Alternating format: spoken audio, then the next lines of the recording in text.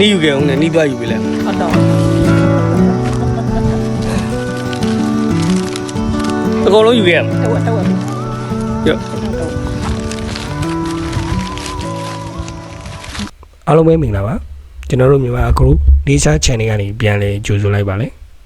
ဒီနေ့မှာတော့ပဲဝဲစီခေါ်ပဲစာအုပ်ဘဲကင်ပေါင်းဆက်တာတွေပဲတိုင်ပြီးတာတွေအကြောင်းကိုကျွန်တော်ပြောတော့မှာဖြစ်ပါတယ်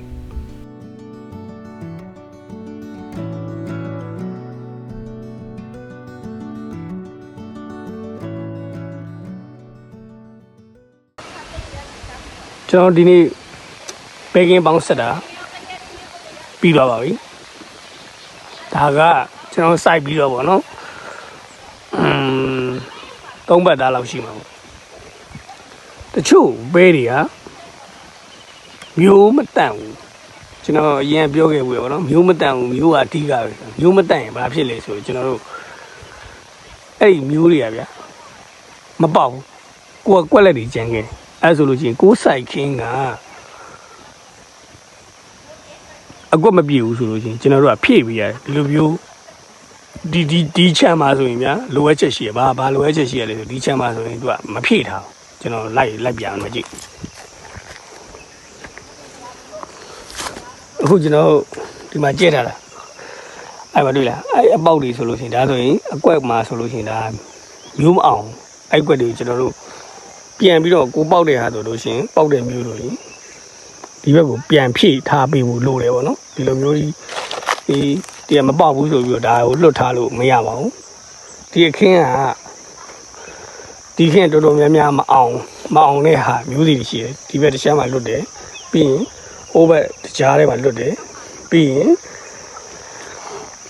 ရှေ့နားလေးမှာကျွန်တော်လိုက်ပြအောင်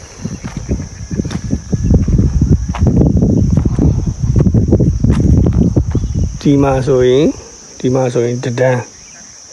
ပြီးရင်ဟိုမှာတဒန်းပြီးရင်ဟိုရှိနာလေးမှာဆိုအဲ့တဒန်းလုံးတဒန်းမှာတကြွင်းဆိုလို့ရှိရင်အနည်းဆုံးဗျာကျွန်တော်တို့ခံမှန်းကြည့်ဆိုရင်တပေါင်းမှာ9ကျွင်းလောက်ကမျိုးမအောင်ဒါဟိုးထိန်မှလည်းရှိသေးပြီးရင်ကျွန်တော်တို့ဒီအပေါ်ချမ်းကိုကြည့်မယ်ဆိုရင်အပေါ်ချမ်းမှာဆိုရင်ဒီမှာဘောင်မှာဆိုလို့ရှိရင်ဒီလိုမျိုးဘောင်ဒါကျွန်တော်တို့တပေါင်းလို့ခေါ်တာအဲ့တပေါင်းမှာဆိုလေဒီဘက်ထိတ်နားမှာမျိုးမအောင်ပြီးဟိုဘက်ချမ်းမှာ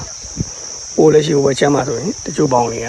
မျိုးမအောင်အဲ့ဆိုရင်ကျွန်တော်တို့ပြန်ဖြည့်ပေးဖို့လိုနေပဲတိလားဒီတိုင်းကြီးမထားတာကောင်းတယ်ဟိုဘက်ကအစုံဆုံးပေါင်းကိုရွှေပြီးဒီဘက်ကကွက်လက်တွေကိုဖြည့်လိုက်အဲ့ဒါကောင်းတော့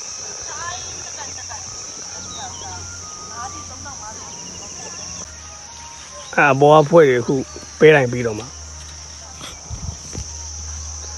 ကျွန်တော်တို့ဒီခင်းမှာလိုအပ်ချက်တွေရှိတယ်ဗောနော်ဘာလိုအပ်ချက်တွေရှိလဲဆိုလို့ရှိရင်ကျွန်တော်တို့စပြီးတော့မှမျိုးစယူခဲ့တဲ့အချိန်မှာမျိုးစိမတန်တာမျိုးစိမမှန်တာတွေပါလာတယ်နံပါတ်1ချက်ကကျွန်တော်တို့ကိုကဒီလာသားရွယ်ရောက်သွားပြီဆိုလို့ရှိရင်ကျွန်တော်တို့က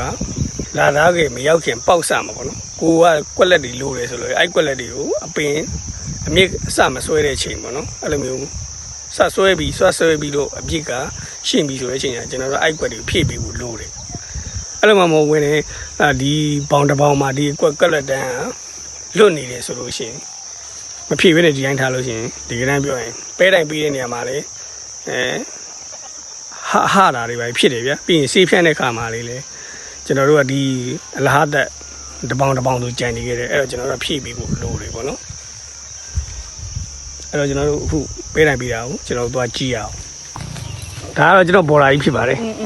ဘော်ဒါကြီးအခု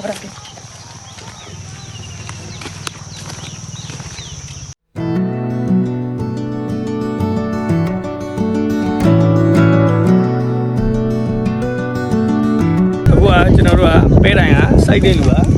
ပေးတိုင်းစိုက်တဲ့လူကစိုက်ပြီနောက်ကနေပြီးတော့ပေးတိုင်းရှိတဲ့လူကရှိပြီ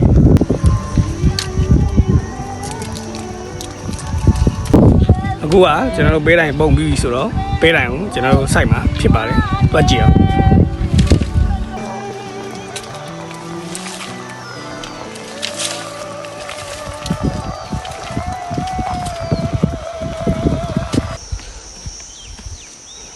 က ကိုကကျွန်တော်တို့ပေးတိုင်းတွေကိုဒီလိုမျိုးချမယ်ပြီးရင်နေချင်းစီပြီ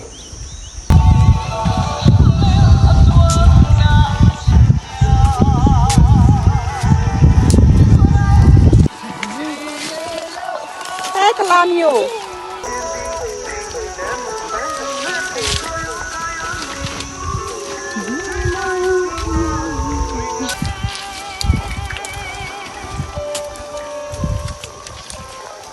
အခုကကျွန်တော်တို့ဒီပဲတိုင်အားကိုကျွန်တော်ပြောပြမယ်နော်ပဲတိုင်မှာကျွန်တော်တို့ခုတ်တဲ့ခါကျလို့ရှိရင်တော့ပဲတိုင်အသေးရှိတယ်ပြီးရင်လုံးပတ်အနေထားရှိတယ်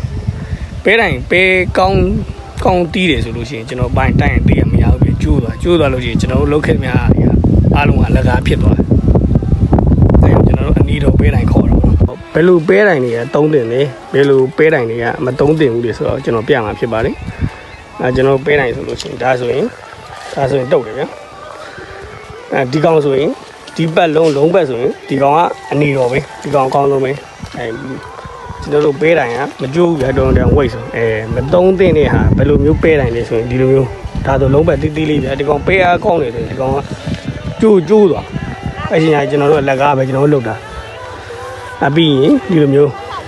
ပေးတိုင်းဒါဆိုရင်လုံးဝတီးတယ်ဗျာလုံးပတ်တီးလေးဒါလေးရလုံးပတ်သေးလေးဒီကောင်လေးဆိုရင်တောင်းရတာအဆင်မပြေဘူးဒီခင်းမှာဆိုရင်ပဲတိုင်းဒါလေးဆိုရင်တေးသေးလေးဒီကောင်ဆိုရင်သုံးဘက်ကအနီတော်ရှိအဲ့လို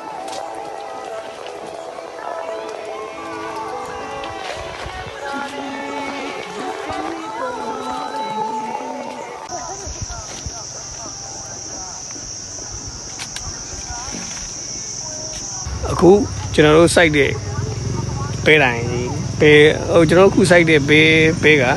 လေဘက်မှာကျွန်တော်တို့စိုက်တာဖြစ်ပါတယ်အဲ့တော့မြေကြီးနေတာကြပြောစရာလုံးဝမရှိဘူးဒါပေမဲ့ကျွန်တော်တို့တစ်ချက်ကြည့်ရမှာကျွန်တော်တို့ပဲမျိုးကဘယ်လိုထွက်လာမလဲဆိုတဲ့ဟာကိုကျွန်တော်တို့ကြည့်ရမှာဖြစ်တယ်လောစီတော့ပဲကတိတ်ပြီးတော့မှအားရတယ်တဲ့မှာတော့မပါဘူးဒီပဲမှာဆိုရင်ကျွန်တော်တို့ဒါကမျိုးကြောင်ဖြစ်တယ်ဗျာသိလားနည်းနည်းလီးနေဒါမျိုးကြောင်ဒီမှာဒီလိုမျိုးလေးဗျာကျွန်တော်ဒီမျိုးကိုမကြိုက်ဘူးကျွန်တော်ရှိရမျိုးလိုအရွက်အလိတ်တွေပါတွေကစကျွန်တော်နဲ့ဘာမှမဆိုင်ဘူးဒါဒီဟာတွေဆိုရင်ကောင်းမျိုးမတက်ရင်ဘာတွေဖြစ်တယ်လဲဆိုမိခင်မျိုးရင်းကမကောင်းဘူးဆိုရင်ဗျာသူကထွက်လာတယ်ကဒီလိုမျိုးတွေအဲ့ကြောင့်ပန်းခဲ့ပါလို့ရွက်တွေလိတ်တာတော့တွန့်တာတော့ပါတယ်ဒီမှာအဲကြောင့်ကျွန်တော်ပြောတာမျိုးတန့်ဖို့လိုတယ်ဆိုတာဒီလိုမျိုးအပေမပေါဘူးဆိုရင်ဟုတ်လားဘလို့ကြံခဲ့လဲဆိုဒီလိုအကွက်ကြီးကြံခဲ့ဒီနေရာမှာလွတ်သွားဒီနေရာမှာတော့လွတ်ကြည့်ဒီနေရာမှာတော့လွတ်ကြည့်အဲ့လိုမျိုးလွတ်ကြံခဲ့ရှေ့ဘက်ကဟာသူတို့ကတော့ရေဝတ်တယ်လို့ပြောတာဒီဘက်မှာအဲ့လိုဒီဘက်တန်းလုံး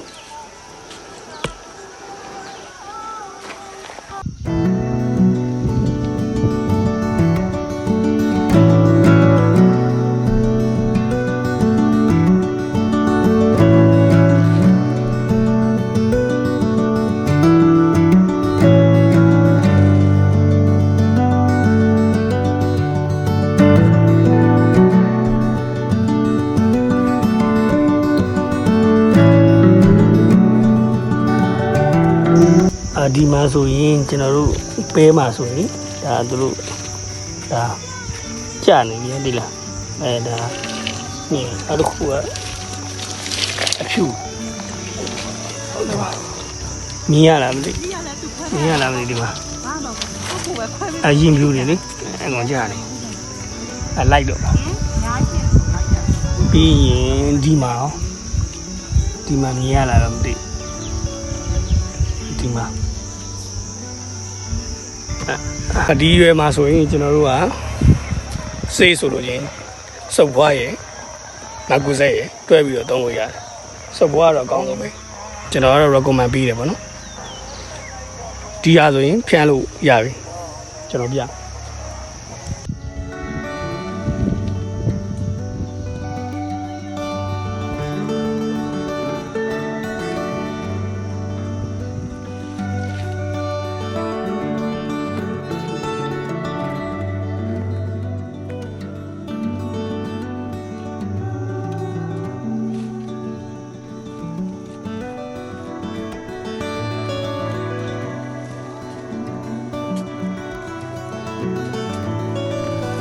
ဒီနေ့တော့ဒီလောက်ပါဗျာ